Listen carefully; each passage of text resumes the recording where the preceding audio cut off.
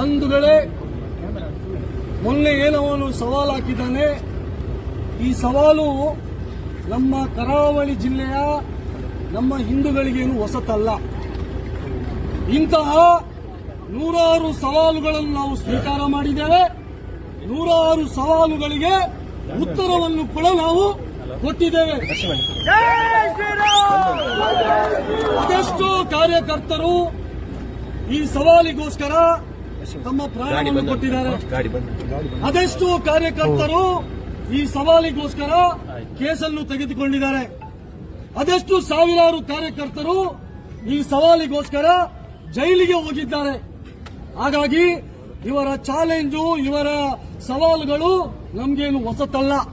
ಆದರೆ ಮೊನ್ನೆಯ ದಿವಸ ಯಾವ ನಾಗಮಂಗಲದಲ್ಲಿ ನಮ್ಮ ಗಣೇಶೋತ್ಸವದ ಮೆರವಣಿಗೆ ಹೋಗುವಂತಹ ಸಂದರ್ಭದಲ್ಲಿ ಅಲ್ಲಿದ್ದಂತಹ ಮೆರವಣಿಗೆ ಗಣೇಶನ ಮೇಲೆ ಕಲ್ಲು ತೂರಾಟ ಮಾಡಿದ್ರು, ಪೆಟ್ರೋಲ್ ಬಾಂಬ್ ಬಿಸಾಡಿದ್ರು, ಚಪ್ಪಲಿನ ಮಾಲೆ ಹಾಕಿದ್ರು.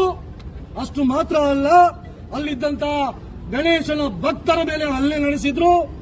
ಅಲ್ಲಿದ್ದಂತಹ ನೂರಾರು ಹಿಂದೂ ಅಂಗಡಿಗಳಿಗೆ ಬೆಂಕಿ ಕೊಟ್ಟರು, ನೂರಾರು ವಾಹನಗಳಿಗೆ ಉಡಿ ಮಾಡಿದ್ರು.